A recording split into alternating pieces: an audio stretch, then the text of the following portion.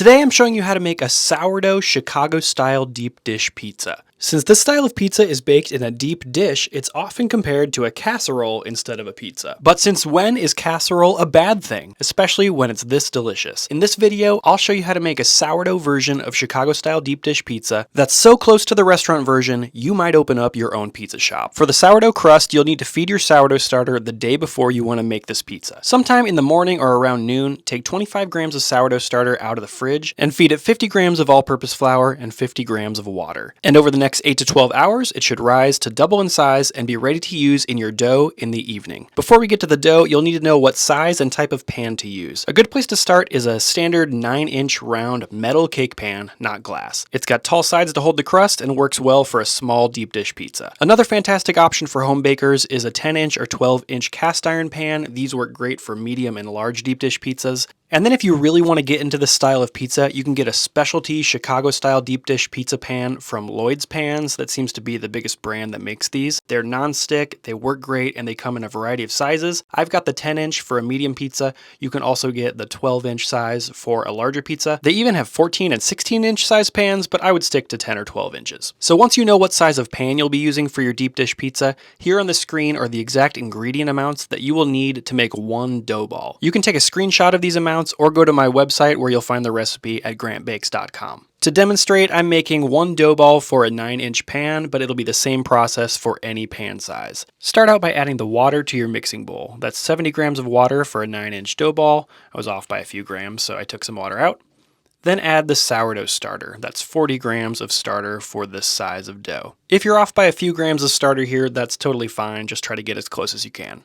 Now you need to stir the starter thoroughly into the water to dissolve. This step is essential because you're barely going to be kneading this pizza dough, so the starter needs to get incorporated into the other ingredients right now. While for other styles of pizza, you might be kneading the dough for 8 to 10 minutes, Chicago-style deep dish pizza is barely kneaded at all. So stir your starter and water together extremely well, and then add the other ingredients after that. For this 9-inch pizza, you'll need 30 grams of oil. You can use corn oil, vegetable oil, or olive oil. I've used all three and they all work great. Corn oil would be a little bit more traditional for Chicago-style deep dish. Then add 1 gram of salt. It's barely a pinch. This is a low salt pizza crust compared to some other styles. And then 1 gram of white sugar for sweetness. It's barely more than a pinch as well. Then just like with the starter, you'll want to stir to dissolve that sugar and salt into the liquid ingredients as much as you can before you add the flour. Go in with 156 grams of all-purpose flour for this 9-inch pizza, and that'll be the last ingredient you need to bring this dough together. And again, if you're making a larger pizza, check the written recipe. That will show you the exact ingredient amounts you need for a 10-inch or 12-inch pizza dough. Once the flour is added, now it's time to bring this dough together. All you need is a spoon and about 30 to 60 seconds. You're truly just mixing this pizza dough, not really kneading at this point. Just bring the dough together with a spoon until all of those dry clumps of flour are gone. It took me just about 30 seconds of mixing until my dough looked like this, shaggy but fully mixed and ready to knead. Now kneading is just going to take another 30 to 60 seconds. The main characteristic of Chicago-style deep dish pizza crust is that it's flaky and tender. To achieve that, you don't want to develop too much gluten in the dough. That's why we're not kneading for 8 to 10 minutes. Just knead for 30 to 60 seconds to transform a mound of shaggy dough into a relatively smooth ball of dough. When your dough looks something like this, you're done kneading and your dough is ready to rise. You can let your dough rise in the same mixing bowl that you mixed it in, or you can move it to an oiled glass bowl with a lid. A glass bowl is my preference if I have the option because it's just a good, clean, airtight spot for the dough to rise. Now your dough is going to rise at room temperature overnight, so cover it up with an airtight lid or a sheet of plastic wrap. That will stop it from drying out. Let it rise at room temperature overnight, roughly for 6 to 10 hours or until it doubles in size. In addition to the 9-inch pizza, I'm also making a 10-inch pizza so we can do 1 sausage and 1 pepperoni. If you're also making multiple pizzas, I recommend putting the dough balls in their own individual bowls to rise overnight. The next morning, your dough should have doubled in size and it will be visibly puffy. It should also feel puffy to the touch. That's how you know your dough is ready to bake with. You could bake these now, but if it's morning time and you need to wait till lunch or dinner, pop these into the fridge and they'll be ready for you later when you're ready to use them. 30 minutes before you want to bake your pizza, preheat your oven to 450 degrees Fahrenheit. It'll take 30 minutes to warm up. You don't need a pizza stone or anything. Sliding the pizza pans onto the middle rack will be fine.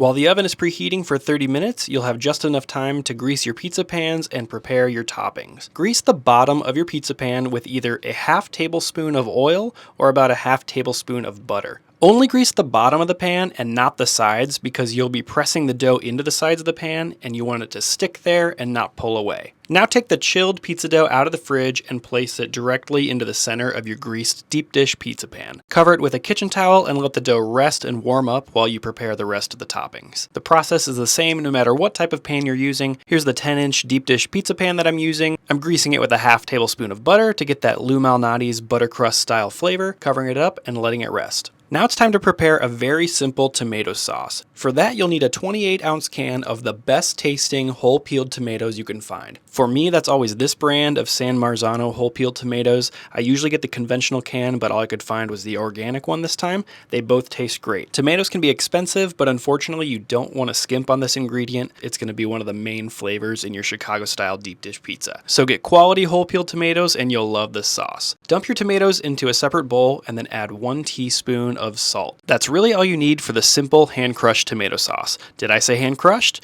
Yes. Crush your tomatoes by hand. You're going to get a great chunky tomato sauce texture this way. If you prefer to use a potato masher to crush the tomatoes, that's probably fine, but definitely don't blend them in a blender. They'll get way too liquidy. This is the texture you're looking for. Lots of chunky and saucy tomatoes seasoned with salt that will slowly cook down with the meat and cheese while the pizza is baking. Speaking of cheese, this style of pizza calls for lots of sliced, not shredded mozzarella cheese. The most economical way to get enough cheese for this pizza is to go to the deli counter and get plenty of low moisture whole milk mozzarella cheese. If all they have is part skim mozzarella cheese, that's fine too, but whole milk is better. Now the original deep dish pizza was made with sausage, so if you want to make a sausage pizza, look for mild or sweet Italian sausage. If you can find it, look for one that doesn't have fennel because that's how the restaurants in Chicago do it, but every sausage I found had fennel in it, so that's what I used. My favorite deep dish topping is actually pepperoni, so if you want to make one of those, grab your favorite brand of pepperoni. Don't worry about getting the cupping and charring kind. These pepperoni are going under the sauce, so they won't char anyway. The last topping you'll need is a hard grating cheese. I'm using Pecorino Romano. Parmesan is also commonly used. Use whichever one you like best. But I personally can't say no to getting a block of Pecorino Romano. You can grate the cheese right on top of the pizza, or you can do it ahead of time like I'm doing. I'm using a microplane to grate this cheese, but if you use the smallest holes on your regular cheese grater, that'll probably be a little more traditional. Once you've got your grated cheese snowflakes, you're ready to shape your pizza dough. This might be one of the easiest pizza styles to shape. If you've ever made a press-in pie crust, it's very similar to that. Using your fingertips, press the pizza dough down into the pizza pan, making it as flat and as even as possible across the entire bottom of the pizza pan. When the pizza dough reaches the sides of the pan, press it up to form a lip along the inside of the pan. When the pizza crust reaches 1 to 1.5 inches high along the sides of the pan, press with your thumbs or fingertips to seal the pizza crust to the sides of the pan. That's why it's important not to use butter or oil on the sides of the pan. We want this to stick into the pan and it'll release as it bakes.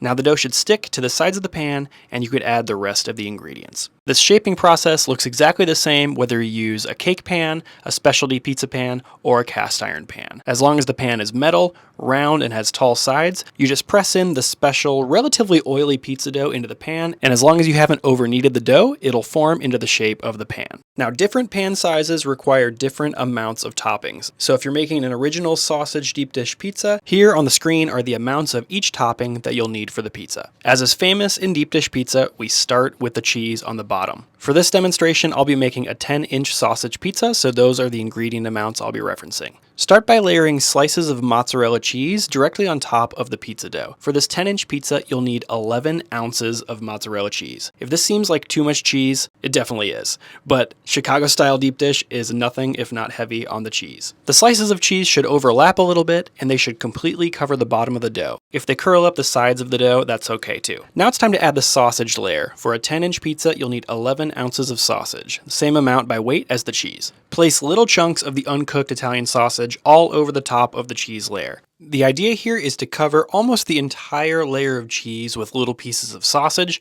and then you'll press them down with your fingertips. Certain pizza places in Chicago use a pre-formed patty of sausage that they lay directly on top of the cheese. I prefer this method because you have little holes where the cheese can bubble up above the sausage and meet the tomato sauce. That way you'll have sausage meets cheese meets tomato all cooking together into one delicious pizza. is beautiful. For this 10-inch pizza, add 11 ounces of the tomato sauce directly on top of the sausage. That's 11 ounces by weight, same weight as the sausage and cheese. Ladle the chunky tomato sauce into the center of the pizza and then spread it out to the edge of the pizza with your fingertips in true Chicago pizzeria fashion. Or just spread the sauce with a ladle or spoon if that bothers you. No one will know the difference. For the final touch, sprinkle half the total amount of grated cheese on top of the tomato sauce. The 10-inch pizza calls for 2 tablespoons of grated cheese, so I'm sprinkling on about 1 tablespoon now, and then I'll sprinkle on 1 tablespoon of cheese after the pizza bakes. Now this pizza is ready for the oven.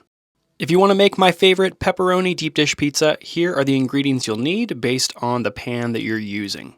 While the sausage pizza called for equal parts by weight of cheese, sausage, and tomato sauce, the pepperoni version of deep dish pizza calls for less pepperoni. In general, pepperoni is just a stronger flavor, so that would be way too much pepperoni. For this 9-inch pepperoni pizza, I'm adding 9 ounces of mozzarella cheese, covering the bottom. Then I'm adding 21 individual pepperonis exactly. Basically, you want a layer of overlapping pepperoni that completely cover the cheese. After that comes 9 ounces by weight of tomato sauce directly on top of the pepperoni, and then I'll spread that out with a spoon this time until it just meets the edge of the crust. A 9-inch pizza calls for 1.5 tablespoons of grated cheese, so I'm adding half of that amount now, and now both pizzas are completely ready to bake.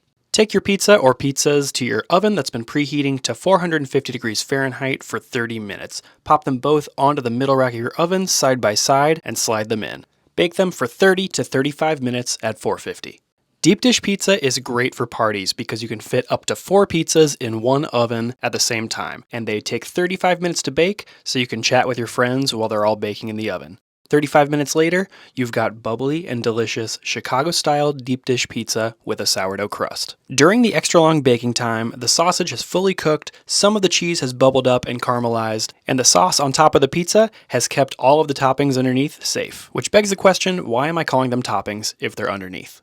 Before serving, let the bubbling pizza cool for about 5 minutes in the pan, and then get 1 pie server and 1 spatula. Slide the triangular pie server underneath the pizza and then use the other spatula to help you lift it up out of the pan. The larger the pizza is, the harder this is to do, which is why I like to stick to 9-inch and 10-inch pizzas, but it is possible with this technique to lift the pizza out whole. If you can't lift your pizza out, that's okay. You can cut it and serve it directly in the pan, but lifting the pizza out of the pan to serve it on its own is the best way to do it. It'll help maintain the proper texture of the crust. Right now, before slicing, is the best time to add the rest of the grated cheese on top of the pizza. For some reason, I forgot to do that, so I will add it later. The round pizza cutters that we typically use for pizza at home are not the best for deep dish pizza. I find that it breaks the crust once you get to the edge, so I recommend using just a regular serrated bread knife or one of those rocker pizza cutters if you have one. For a 9 or 10-inch pizza, cut it into 6 slices, but for a 12-inch pizza, you'll want to cut it into 8 or the slices will be way too big. And here's the final product, a slice of the original sausage Chicago-style deep dish pizza with a sourdough crust. Time for a taste test.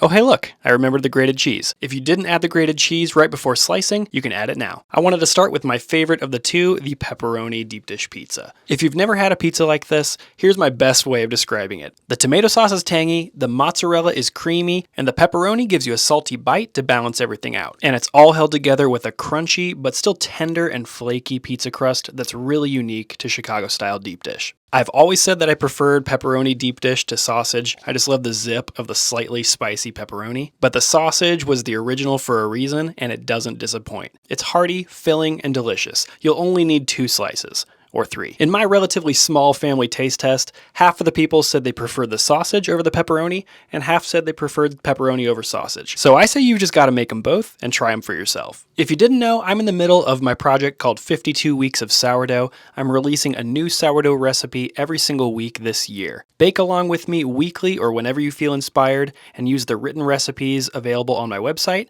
at grantbakes.com/52. I'll see you in the next video.